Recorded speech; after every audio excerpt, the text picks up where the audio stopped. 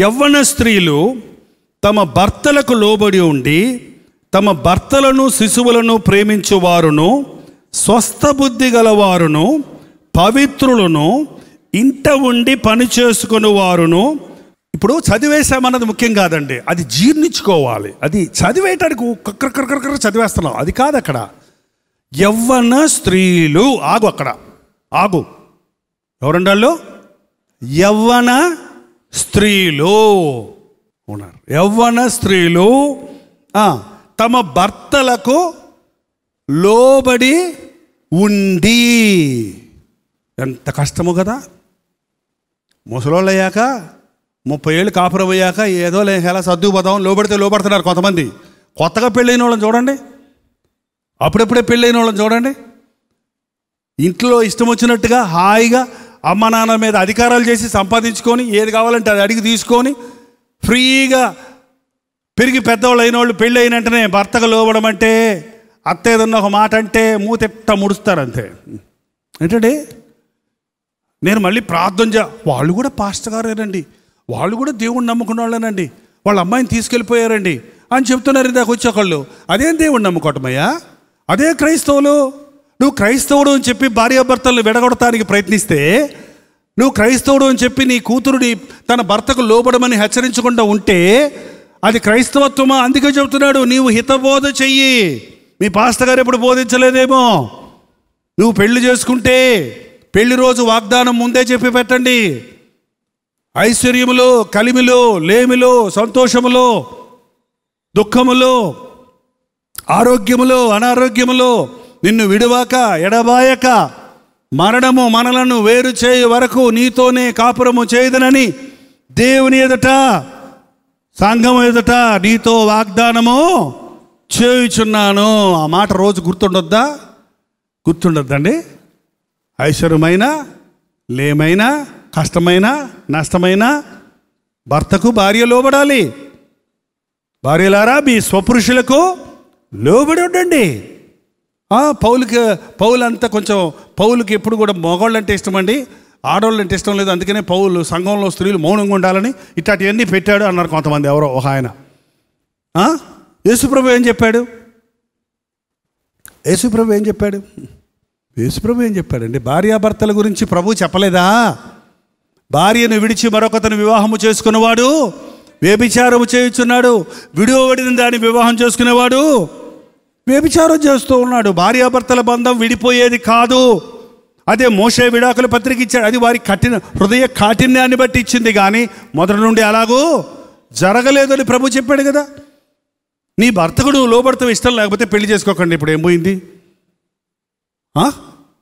పెళ్లి చేసుకొని భర్త మీద పెత్తనం చేయటం అనేది క్రైస్తవ భక్తికి సంబంధించింది కానే కాదు. నేను దేవుడు సరిగా ఉన్నాను, నా భర్తతో నేను మాట్లాడను అని ఎవరు అన్నారంటే నీ భక్తిలో శక్తి లేదు. ఇది బోధించాలి. బోధలో మనకి ఎంతసేపు మెరికల్స్, అద్భుతాలు, ఆశ్చర్యాలు, స్వస్థతలు వింటున్నామే కానీ భార్యాభర్తల బంధం ఏంటి, వివాహ బంధం విషయమైన దేవుని ఉద్దేశం ఏంటి, వివాహంలో భార్యాభర్తలు ఎలా జీవించాలి అన్నది బోధించే బోధకులు తరిగిపోతున్నారు ఈ రోజున. అందుకనే పౌలు హెచ్చరిస్తున్నాడు తిమోతి వంటి యవన బోధకుల్ని, మర్చిపోకు, హితబోధను బోధించు, స్త్రీలను, వృద్ధులను గురించి బోధించు, యవన స్త్రీలను గురించి బోధించు, భర్తలకు లోబడి ఉండి తమ భర్తలను శిశువులను ప్రేమించువారును. భార్య ఎవరిని ప్రేమించాలటండి? ఈ రోజుల్లో పెళ్లి చేసుకొని ప్రేమించడం పక్కన పెట్టండి, ప్రేమించి పెళ్లి చేసుకుంటున్నారు చాలామంది. ప్రేమించి పెళ్లి చేసుకుని విడిచిపెట్టి వెళ్ళిపోయారని చెప్పేవాళ్ళు బోల్డ్ మంది ఉన్నారు. మరి ఏమైందయ్యా అంటే అసలు సంగతి పెళ్ళి అయిన తర్వాత తెలిసిందండి ప్రేమ అన్నాడు, అయిన తర్వాత తెలిసిందండి ప్రేమ లేదు గీమ లేదు అంది ఒక ఆమె అయితే. పాపం, అది ప్రేమ కాదు.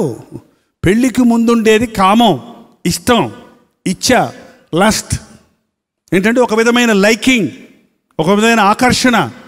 That's not true. అది కొంతసేపే ఉంటుంది, ఆ యొక్క ఆకర్షణ కొంతసేపే ఉంటుంది, ఆకర్షణ ఏదైనా సరే. కానీ వివాహం అనేది నిరంతరం ఉండేది, మరణం వరకు ఉండవలసింది.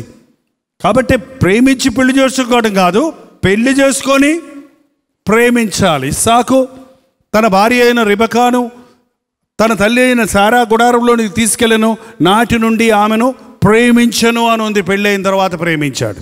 భార్య భర్తను ప్రేమించాలండి. ప్రేమించాలి అంటే అర్థం ఏంటి? అది కాదండి, ఇంకో చోట లోబడాలని ఉంది కదా, ఇక్కడ ప్రేమించాలంది. నేను ఎందుకు ప్రేమించాలి? ఆయనే కదా నన్ను ప్రేమించాలి అంటే, ఆయనే కదా నన్ను ప్రేమించాలి, నేను ఎందుకు ప్రేమిస్తాను ఆయన్ని?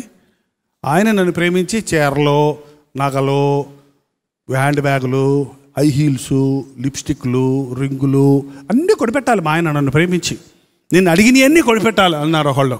అదే ఆ ప్రేమ అంటే. ప్రేమ అంటే ఇప్పుడు మెటీరియలిస్టిక్, లోక సంబంధమైన మనం అడిగినవన్నీ చేస్తే అది ప్రేమించటం, ఏదన్నా వద్దంటే అది ప్రేమించడం లేదు అని అనుకునే అజ్ఞానులు చాలామంది ఉన్నారు. ప్రేమను డబ్బులతోనూ వస్తువులతోనూ లింక్ పెట్టకండి.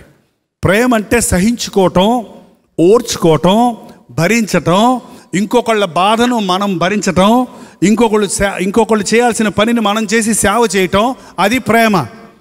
ఒక తల్లి బిడ్డను ప్రేమిస్తుందంటే ఏం చేస్తుంది చెప్పండి? తల్లి బిడ్డకి ఏం చేస్తుంది చెప్పండి? చంటి బిడ్డకి ఏం చేస్తుంది చెప్పండి? తల్లి చాకరీ చేస్తుంది. 10 పైసలు ఎవరు ఆ బిడ్డ మెచ్చుకోదు. ఏంటంటే ఎటువంటి ప్రవర్తనలు రావు, కానీ ఆ కన్న ప్రేమతో ప్రేమిస్తుంది. అది ప్రేమ. కట్టుకున్న భర్తను నువ్వు ప్రేమించాలి. వాడు ఎలాంటి వాడైనా ప్రేమించాలి. చాలా కష్టమండి అంటారు. కష్టం కాబట్టే ప్రేమించాలన్నారు, లేకపోతే ఇంకో మాట ఉపయోగించారు అక్కడ. కష్టం, ప్రేమించడం సులభం కాదు. దేవుడు మనల్ని ప్రేమించాడు, కష్టమా సులభమా ఆయనకి? ఏంటండి, దేవుడు మనల్ని ప్రేమించి పరలోకాన్ని విడిచిపెట్టాల్సి రావచ్చింది ఆయనకి. దేవుడు మనల్ని ప్రేమించాడు కాబట్టి ప్రాణం పెట్టాల్సి వచ్చింది మన కొరకు ఆయన. దేవుడు మనల్ని ప్రేమించాడు కాబట్టి మన శిక్షంతా ఆయన మీద భరించుకొని ముఖం మీద ఉమ్మి వేయించుకున్నాడు. శీలలతో కొట్టబడ్డాడు, కొరడాలతో కొట్టబడ్డాడు. మన శిక్షంతా ఆయన భరించాడు. కారణం ఆయన మనల్ని ప్రేమించాడు కాబట్టే. అర్థమైందండి? మరి మనం ఎవరినైనా ప్రేమిస్తే వారికి రావాల్సిన బాధను, కష్టాన్ని మనం భరించటం, అది ప్రేమ. నా భర్తను నేను ప్రేమించడం కాదు, సహించలేని అంటారు కొంతమంది. సహించకుండా, ప్రేమించకుండా పరలోకానికి మనం పోలేమండి. సాతాను గుణాలు ద్వేషించటం, అసహించుకోవటం. సాతాను గుణాల్లో ఒకటి తిరుగుబాటు, గర్వం, అహంకారం. ఇవి ఒక వ్యక్తిలో ఉన్నప్పుడు ఆ వ్యక్తిలో ప్రేమ ఉండదు. ప్రేమలో అహంకారం ఉండదు. ప్రేమలో డంబానికి చోటు లేదు. ప్రేమ స్వప్రయోజనమును కోరుకోదు. ప్రేమ కలిగిన వారు తన్ను తాను అప్పగించుకుంటారు. ఒక స్త్రీ, ఒక మాతృమూర్తి, ఒక భార్య, ఒక విలువైన వ్యక్తి ఒక కుటుంబాన్ని కట్టుకోవడానికి. అందుకే బైబిల్ స్పష్టంగా చెప్తుంది, జ్ఞానవంతురాలు తన ఇల్లు కట్టును, 3 రాళ్ళు తన చేతులతో తన ఇల్లు. భర్త మూర్ఖుడైనా భార్య జ్ఞానవంతురాలైతే కుటుంబం కట్టబడుతుందండి. భర్త ఎంత జ్ఞాని అయినా, ఎంత సంపాదించి తెచ్చినా ఆ ఇంటిలో ఉన్న స్త్రీ మూర్ఖురాలైతే ఆ కుటుంబం కూలిపోతుంది. అందుకే బైబిల్ హెచ్చరిస్తుంది, స్త్రీల గురించి హెచ్చరిస్తుంది.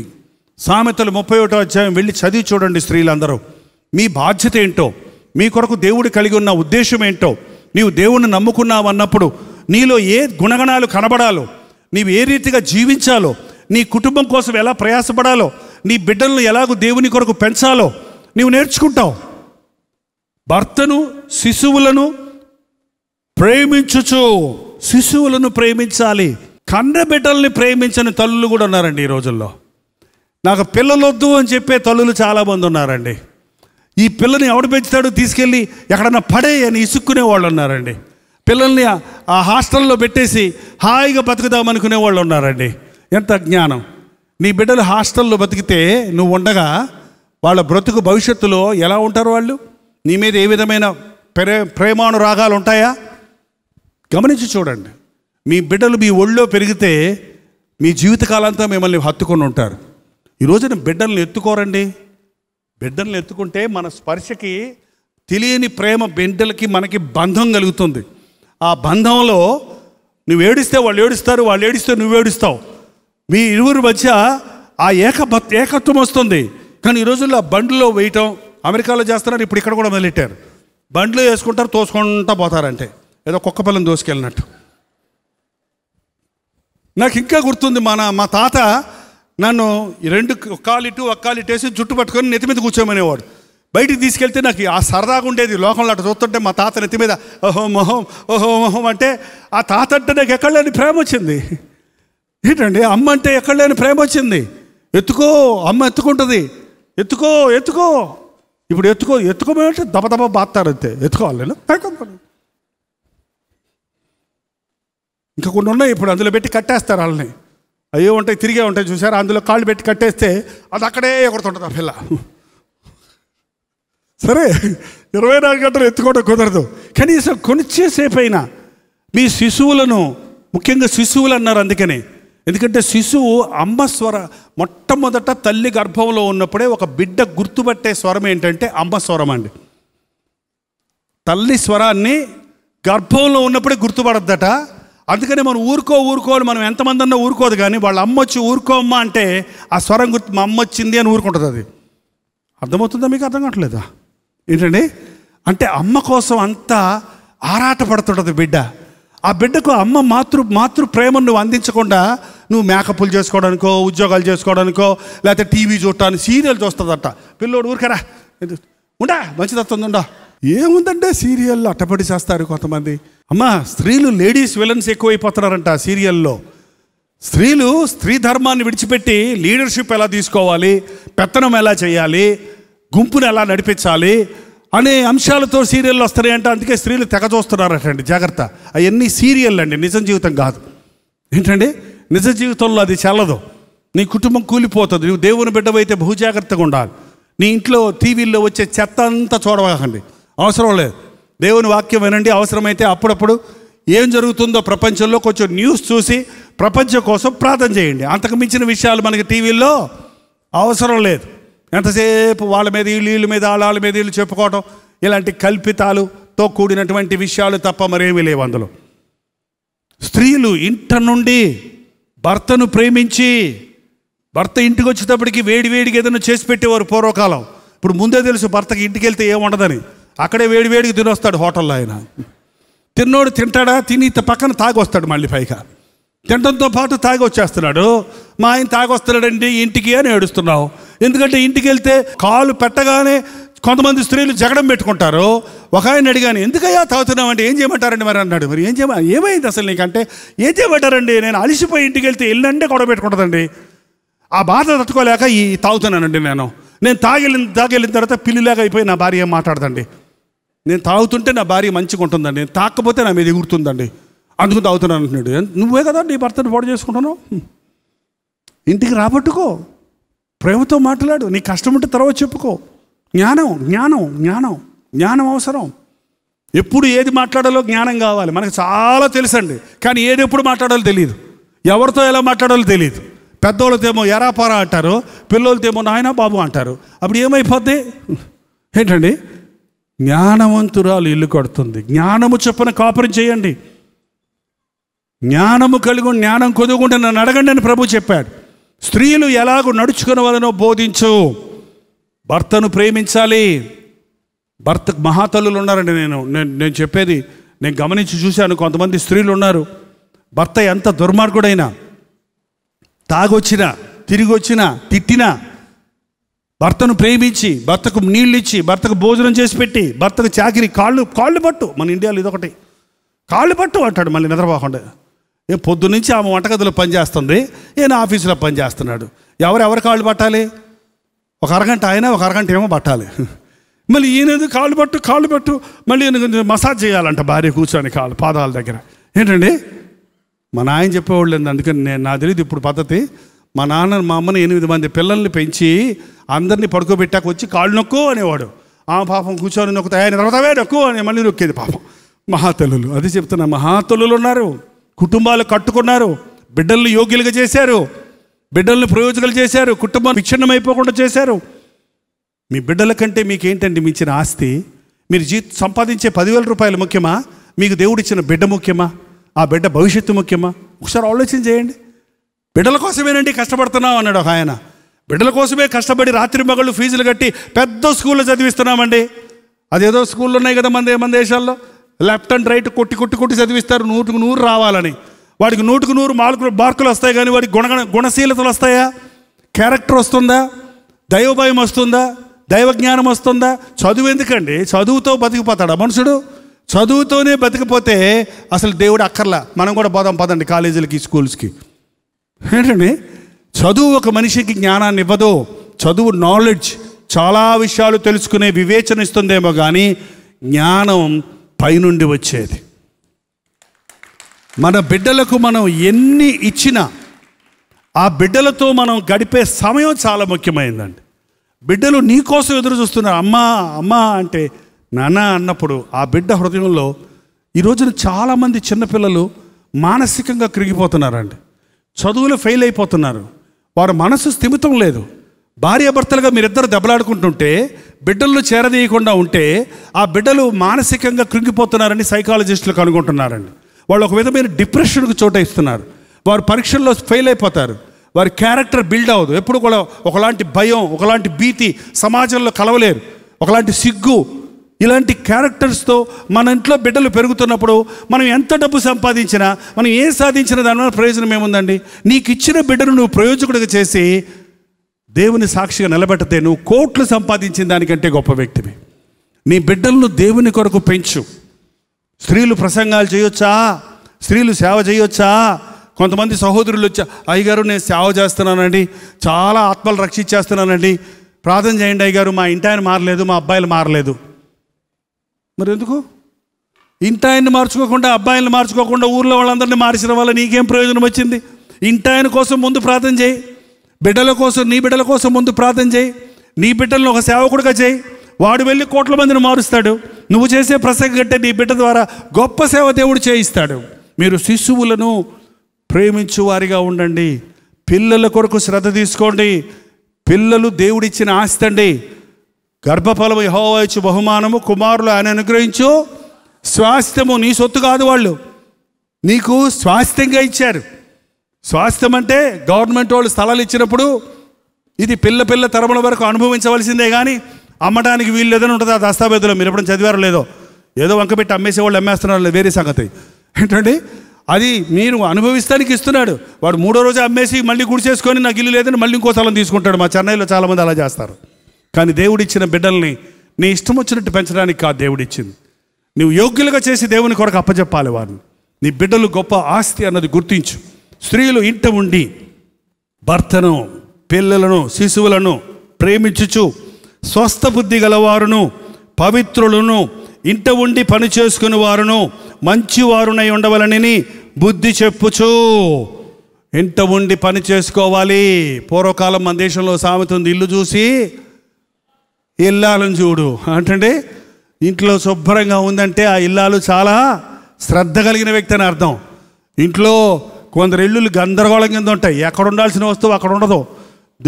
ఆఫీసు టైం అయిపోయింది, దువ్వినేది అని దుప్పటి కింద, దిండు కింద, అరల్లో, సొరుగుల్లో అంతా ఎదుగుతారు. అరగంట ఎతికాక దొరుకుద్ది. ఎక్కడో తెలుసా? బూట్లో ఉంటుంది. బూట్లో ముందు తవ్వుకొని ఇసిరేస్తే అందులో పోయి పడింది. అది మళ్ళీ కావాల్సినప్పుడు దానికోసం ఎతుకుతారు. ఏంటంటే మీ ఇంట్లో ఎక్కడ సామాన్లు ఎక్కడ ఉంటాయా? పెద్దానికి ఎత్తుకుంటుంటారా? ప్రతిదానికి ఎత్తుకుంటుంటారా? జీలకర్ర డబ్బా అంటే జీలకర్ర డబ్బా తీస్తారా? 10 మూతలు తీసాక కానీ జీలకర్ర కనపడదా? కొంతమంది వంటగదులు అయితే చూడక్కర్లా, డెకరేషన్, పైన బూజులు. ఫుడ్ పాయిజన్ అయింది ఏంటి అంటారేంటి? మరి అందులోంచి తొగ్గు చూస్తుంది, అందులో పడితే ఏమవుతుంది? కూరలో వేసి కలుపుతున్నావు, సాలిడ్ విషం అంటది, పాయిజన్ అవుతుంది. అంటే స్త్రీలు మాత్రమే పనిచేయండి ఇంట్లో, మిగిలిన అందరూ పడుకుని నిద్రపోమని చెప్పడం లేదు. తల్లిగా నువ్వు పనిచేస్తే నీతో పాటు నీ బిడ్డలు పనిచేస్తారు. నీతో పాటు నీ యజమాని కూడా నీకు సహకరిస్తాడు. ఇంట్లో ఉన్న వాళ్ళందరూ పనిచేయాలి. కంచాలు కడగాలంటే ఆడవాళ్లే కడగాలంట, దుప్పట్లు ఉతకాలంటే వాళ్ళే ఉతకాలంట. ఎక్కడ రాసి ఉందా బైబిల్లో? అది ఎవరి ప్లేట్ వాళ్ళు కడుక్కోవచ్చు. నేను కొత్తగా సేవకు వచ్చినప్పుడు ఒక డిప్యూటీ తహసీల్దార్ గారు, నేను ఒకే మీటింగ్ హాజరయ్యామండి. అక్కడ భోజనాలు అయిన తర్వాత మా ప్లేట్లు ఎవరి ప్లేట్లు వాళ్ళు కడుక్కోవాలి. అక్కడ కడుక్కోవడానికి ఆయన పెద్ద ఆయన, 60 సంవత్సరాలప్పుడు, నాకు 20 సంవత్సరాలు 23 సంవత్సరాలు ఉంటుందేమో అంతే. ఆయన పెద్ద ఆయన కదా అని ఆయన ప్లేట్ నేను తీసి కడుగుతానంటే ఆయన ఏం చేస్తాడో తెలుసా? నా ప్లేట్ తీసి కడుగుతానని లాక్కుంటున్నాడు. మేమిద్దరం పోట్లాడుకుంటున్నాం. నీ ప్లేట్ నేను కడుగుతాను, నా ప్లేట్ నేను కడుగుతాను, నీ ప్లేట్ నేను కడగాలని ఇద్దరం గొడవ పెట్టుకున్నాం. చివరికి ఆయనే చేయించాడు. నా దగ్గర లాగేసుకొని నా ప్లేట్ కూడా ఆయన కడిగాడని. ఏంటండి, క్రీస్తుని ఎరిగిన విశ్వాసి, డిప్యూటీ తహసీల్దార్గా ఉన్న వ్యక్తి, ఒక బైబిల్ స్టూడెంట్ కొన్నా, నువ్వు సేవకుడు అయ్యా, నేను ఉద్యోగం చేసుకుంటానయ్యా, నీ ప్లేట్ కడిగితే నాకు ఆశీర్వాదమే అంటాడు. ఏంటి, నాకు అర్థం కాల. ఏంటండి, కానీ ఈ రోజున మనం పోటీలు పడేది కాళ్ళు కడగడానికి పోటీలు పడాలి, కానీ అందలం ఎక్కడానికి కాదండి పోటీలు పడేది. ఈ కుర్చీ నాది, ఈ కుర్చీ నాది, ఈ పత్రం నాది, అధికారం నాది, ఇది నాది అని పోటీలు పడతామే. కానీ నేను గడుగుతాను నీ కాళ్ళు అంటే నేను గడుగుతాను నీ కాళ్ళు, నువ్వే గొప్ప నాకంటే అంటే లేదు నువ్వే గొప్ప నా కొడుకనే దాంట్లో మనం పోటీ పడాలి. అది క్రైస్తవ పద్ధతి.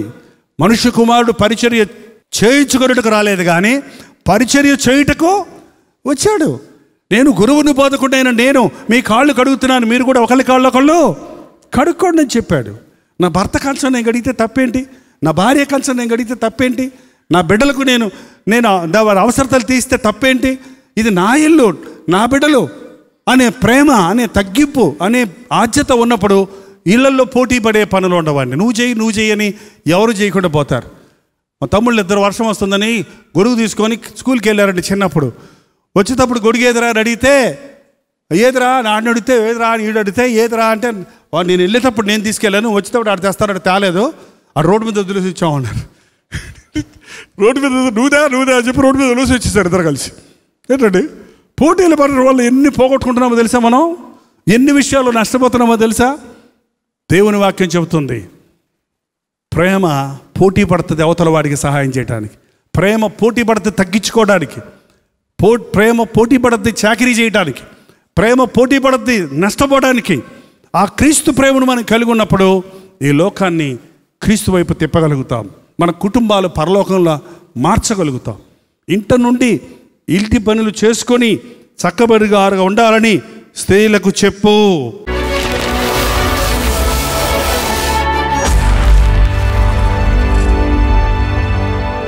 సహోదరులారా, మీరు ఇంటికి ఇల్లాలుగా ఉన్న మీరు జ్ఞానము కలిగి జీవించాలని, జ్ఞానముతో పిల్లల్ని పెంచాలని, భర్తకు సాటైన సహకారిగా ఉండాలని దేవుడు కోరుకుంటున్నాడు.